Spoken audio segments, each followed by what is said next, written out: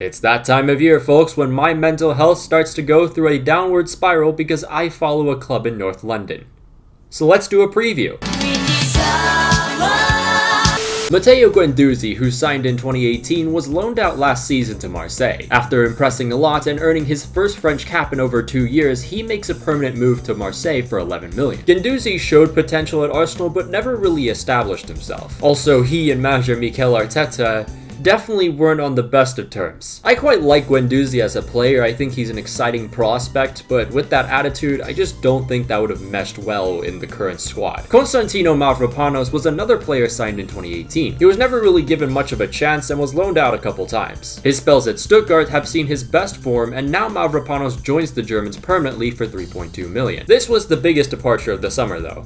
Alexandre Lacazette. The Frenchman was purchased from Lyon for 53 million and has done alright during his 5 seasons in North London. The issue with him has always been consistency, and especially that was the case last season. He had 7 assists but only just 4 goals, and to put that into perspective, center-back Gabriel had more goals than him. What can be admired, however, is his willingness to sacrifice and never give up. Right around the end of the season, he was pretty much a father figure for this very young Arsenal side. However, at the end of the 21-22 season, Lacazette returns home to Lyon on a free. There was no money made from this deal, which again goes onto the giant list of Arsenal signings that have been poorly mismanaged, but at least on the positive, our wage bill has loosened up a bit. Nuno Tavares was purchased last year and had plenty of appearances. He was considered very raw at the age of 21 from Benfica, and that was definitely the case. Tavares made brilliant runs with the ball to pull defenders out of position, but then other times his defending would make me more stressed than the SATs could ever. As a result, he's been loaned to Marseille, where I feel confident he'll learn the ways in a playstyle he'll enjoy. Oh yeah, we also bought this Austin Trusty guy last season in January for 1.8 million. I don't really know why we made this signing at all, aside from the fact that Stan Kroenke owns Arsenal and the Colorado Rapids,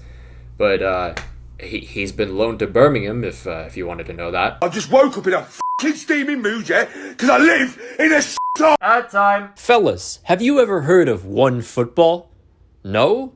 Well, let me tell you then. I've been using OneFootball since 2017 when I was a wee little sophomore, so trust me when I say this is the best app for football news and results. Follow your favorite clubs and national teams and know exactly when they're playing based on your time zone. You can even get live feeds for matches you couldn't watch at home. Sick of that pesky manager not performing? Well, luckily for you, OneFootball will make sure you're the first person to know when he's sacked. All you have to do is turn on notifications and boom, all the latest news for your club or even national team. I personally love this app because I can follow any and all leagues and competitions that I'm interested in. So that way I know all the future matchups coming up and maybe I can watch some and plan ahead. I can review all the results and even the stats of every single match that has been played and even the league table. And remember, this is all accessible on just one single app. And with OneFootball, you can even follow players. You can now also watch game highlights and even stream some matches live all across the world. And the best part about all of this,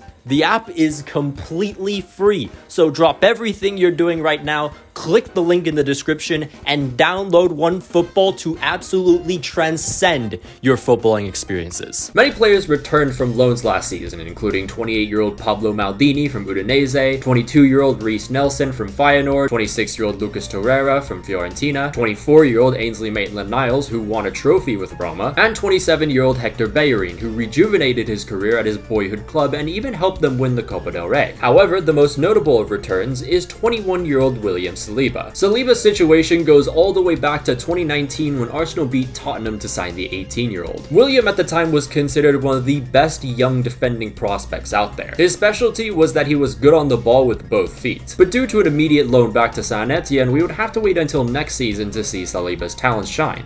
And then he was loaned out again in January 2021 after not making a single appearance. You've taken the f***ing piss! Around that time also, a video of Saliba recording his teammate doing some business was leaked on the internet. However, Saliba impressed a ton during his time at Nice, which again gave Arsenal supporters hope that he could finally shine in the senior team. But yet again, William was sent back to France, this time to Marseille. Hey, stop! Saliba not only impressed this time, he was named Liga Young Player of the Year and was part of the Liga Team of the Year. And while this was happening, I was forced to endure what Rob Holding calls defending. Saliba was rumored with a permanent move or even an extra year with Marseille, but thank the lords this man is psychotic enough to trust a club that has constantly thrown him to the side. But unlike previous seasons, it actually looks like this time Saliba will make appearances for the Arsenal squad.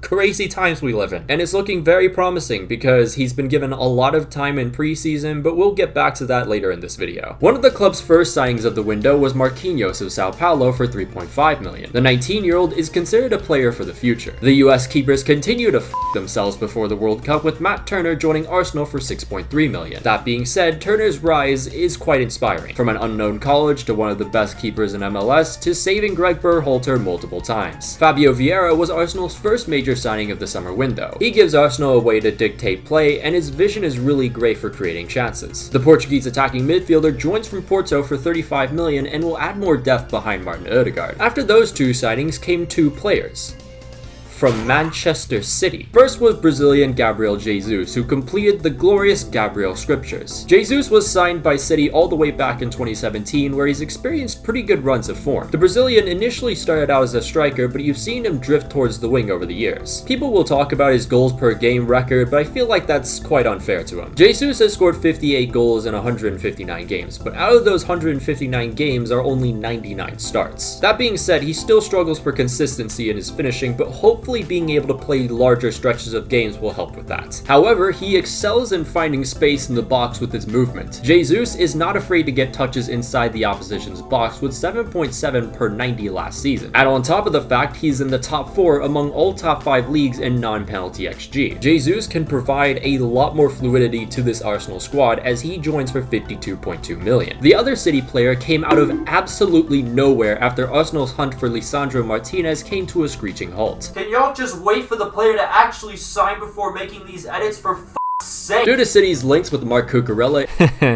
That didn't age well. yeah, you can come in. Man, have you gotten enough this summer? It seemed to have opened the door for Arsenal to go for Alexander Zinchenko, and in a matter of just a week, the Gunners' light-speed pursuit of Zinchenko was complete as the Ukrainian joined for $35 million. Arsenal's depth in the left-back position has become arguably the deepest and the strongest in the team. That is, if he can stay healthy for more than 3 milliseconds. What I love about the depth in this position, though, is the fact that Zinchenko and Tierney both have different skill sets. Kieran Tierney is mostly there to create more width down the flanks with the intention to cross into the box, and his crossing is really good. And Zinchenko is a player I really like. His versatility and technicality. Zinchenko plays left back, but he also excels in the midfield as seen with Ukraine. Unlike Tierney, where he'll go all the way down basically to the touchline, Zinchenko goes more towards the half spaces. And he's also in the top 1% of all left backs in the top 5 leagues for progressive carries and passes. Overall, Arsenal have made some fantastic signings, spending over $132 million so far. I would like to see another midfielder come in, especially a defensive midfielder, because I feel like that's an area of depth that we might want to deepen a bit more. I've seen links with Yuri Tielemans, who isn't exactly like a holding midfielder, but he can play a number 6. That being said, though, we're linked with him every single summer, so I'm not really going to make much of a buzz about that. I know the shitty Arsenal accounts on Twitter will, though.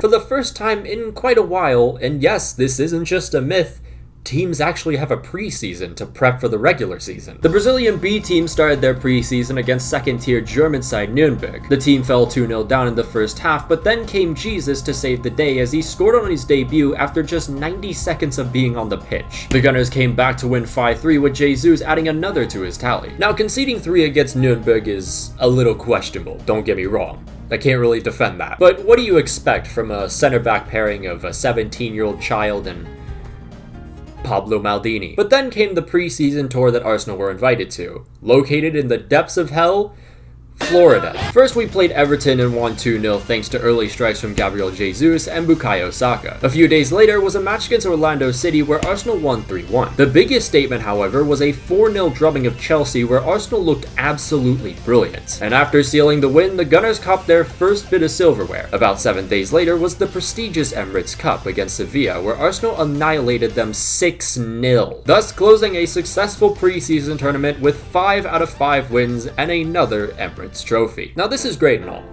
But we mustn't forget, it's just preseason. And don't get me wrong, I'm not trying to be a negative Nancy for the sake of it. I've seen the performances. They're very promising. But again, this is in some tournaments that don't particularly matter that much. But either way, there's still a lot to look forward to into this coming season. Bukayo Saka will hopefully have another fantastic season with his 11 goals and 7 assists from last season. Croydon De Bruyne, Emile Smith-Rowe wasn't too far off with 10, and it'll be interesting to see how he's utilized this season. Gabriel Martinelli showed glimpses of brilliance, but I hope to God his finishing has improved. Martin Odegaard had a breakout season, and the Norwegian has been pure entertainment just on his own. 7 goals and 4 assists, and I fully expect even more with Gabriel Jesus providing that fluidity. Speaking of our preseason top scorer, we have seen what Gabriel Jesus is capable of. Constantly switching from the wings to the middle and vice versa. He's added another dimension, as we've mentioned before with the fluidity. He's added another dimension to Arsenal's attack with this brilliant movement. So here's to hoping that he can keep this up and also stay healthy. But if he doesn't stay healthy, there's at least Eddie Nketiah.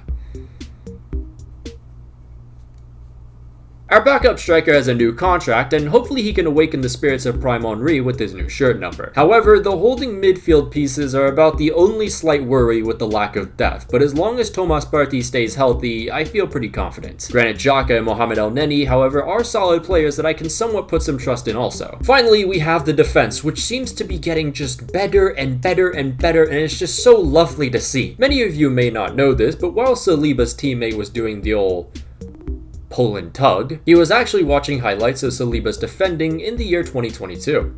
I know. Technology, it's really evolved, hasn't it? Anyways, I am very excited to see what William Saliba can do. I already mentioned how good he was with both feet, and Marseille supporters were gifted this pleasure, and so was I during preseason. Saliba's also great in the air, and his athleticism is phenomenal. Having him along with Ben White, Gabriel, the other Gabriel, and even Takahiro Tomiyasu, who can play center back in that department, Oh, I can't wait. But speaking of Takahiro Tomagotsu, it will be interesting to see where he actually plays most of the season. The guy quite literally plays left back or center back with the Japanese team, and for Arsenal he's played right back. Of course though, we can't forget about Mr. Shithouse himself, Aaron Ramsdale. Forget what happened against Hungary. We'll not talk about that. But hopefully we'll see great saves and even more distributions. And finally, we have to talk about the manager, because this is going to be a huge season for Mikel Arteta. Simply put, he has to provide the results. If Arsenal want to qualify for the Champions League for the first time in 6 years, and yes, it has been 6 agonizing years, they need to be consistent. A huge problem with Arsenal last season was the inability to control some games. And anytime we conceded first, it seemed like there was never a plan B to really recover from that. Of course, you can always blame the depth and whatever the hell happened during those first 3 games, but at the end of the day, things have to change if we want to even touch top 4. And by no means is the race for top 4 going to be easy. I don't know if you've seen Tottenham's signings, but holy shit, they fucking terrify me. So what do we all think? Arsenal supporters, will we finish top 4? Everyone else, will you spam COYS in every single fucking social media I have throughout the entire fucking season? Either way though, I am optimistic, but